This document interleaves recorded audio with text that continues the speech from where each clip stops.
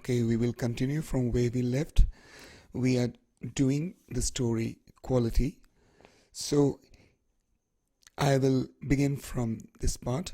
No, sir, he said. No, but we can attend to anything with pleasure. We have taken the shop over. You have seen our name, no doubt, next door. We make for some very good people. So we have already understood this part. So I will move on. This part we have done in the last part of the story. Yes, yes, I said. But Mr. Gessler. So the narrator says, yes, yes, I understand. You do really good shoes and you are making it for really good people. I understand that. But where is Mr. Gessler? Oh, he answered, dead. So this Britisher said, oh yes, he is dead. So Mr. Gessler is also dead. Dead? But I only received these boots from him last Wednesday week. Means I just received these boots from him last week, Wednesday. So how can it be so fast? How could Mr. Gessler die all of a sudden? So the narrator says, I just got the boots last Wednesday. How could he die so quickly, so early? Ah, he said, a shocking go. So it was, really a shock for you. Poor old man starved himself. So the poor old man, that is Mr. Gessler, starved himself to death. Good God, slow starvation, the doctor called it. You see, he went to work in such a way. So now this person is describing how Mr. Gessler was working these days when he had less of work. Would keep the shop on. So even if the working hours were over, this person would work and work and work. Wouldn't have a soul touch his boots except himself. So he wouldn't allow anyone to work on his shoes except himself. When he got an order, it took him such a time. So remember, he used to get not many orders because of mechanization and industrialization. So whenever he got an order, he would spend all his time making the best boots possible for his clients to stay with him. But in doing so, he took a lot of time. That is the reason we see the line, people won't wait, because of these factories, shoes were being manufactured quickly. So no one had the time to wait for Mr. Gessler. He lost everybody. So he lost all his clients who did not have so much of time to wait for his boots. And there he would sit going on and on. But there Mr. Gessler would sit with his shoes working on it forever to create the best of the shoes ever. I will say that for him. Not a man in London made a better boot. So this person says, I will say for him, that is Mr. Gessler, that no one in London made better boots than him. So even the person who is now owning the shop and running the business has these words for Mr. Gessler, that he was perhaps the best person to make boots. But look at the competition. So he says, now look at the competition. People made shoes so fast. They were delivering it really fast to their customers who had the time to wait. He never advertised, and it was the time of advertisement. As you just saw, this person was also advertising his work. So he says he never advertised. Would have the best leather too, and do it all himself. So he also had the best leather. So This person admits that Mr. Gessler was one of the best bootmaker in London, and he never advertised he had the best of the leather and do it all himself, and he also used to do it all by himself. Well, there it is. What could you expect with his ideas? So he says, well, there it is means in today's world, if you do it this way, what could you expect with these ideas? Because in today's world, when everything is mechanized and industrialized, things are being made in machine.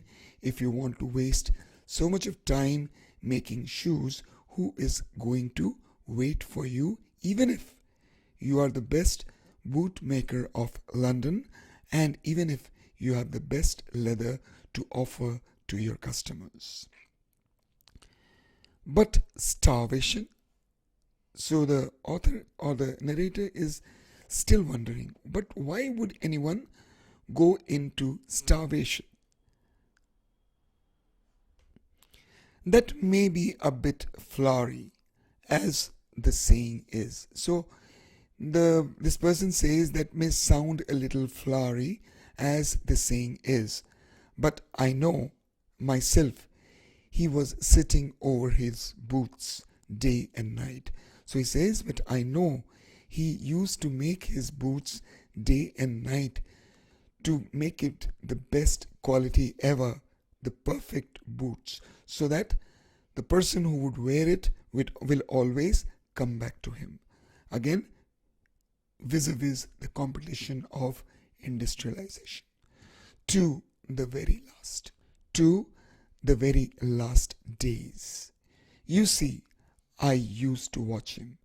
So the person says that I used to watch him work, never gave himself time to eat.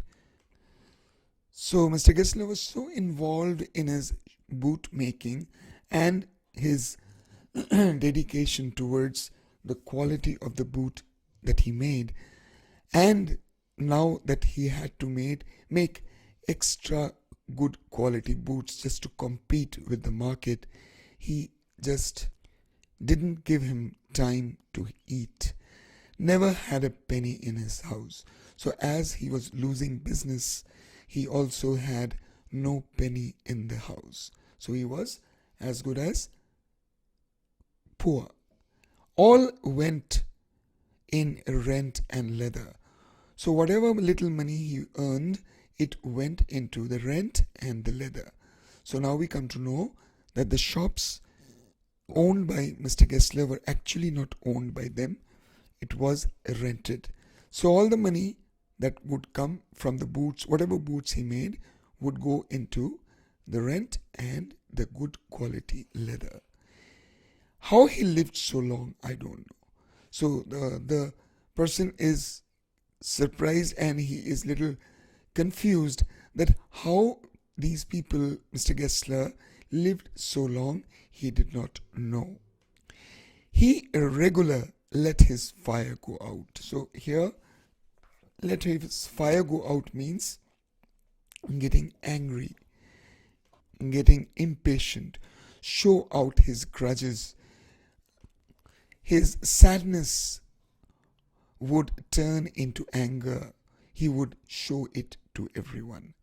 He was a character. So he was not getting business. He was struggling to live. He was struggling to get orders of boots. So all this was because of the market switching over to factories where shoes were being manufactured much, much quickly and of good quality. This brought frustration in Mr. Gessler, and hence he would get angry. And he says he was a character, means he was someone unique. He was different from other people, but he made good boots. So still this person agrees that yes, he made good boots. Yes, I said he made good boots. So the narrator also says, yes, I know he made really good boots. And I turned and went out quickly. So the narrator turns and went out of the shop as quickly as he could, for I did not want that youth to know that I could hardly see. Okay, this line means that the narrator is very, very sad, and he is actually crying for Mr. Gessler, crying for their fate, how they slowly perished, and finally they died and the shop is no more. The art that died with these two brothers. So he says, and I turned and went out quickly, for I did not want that youth to know that I could hardly see. Means I have been weeping and my eyes are filled with tears, and I did not want to show that to this youth. So that ends the story. We see how industrialization has destroyed the art which once used to be there.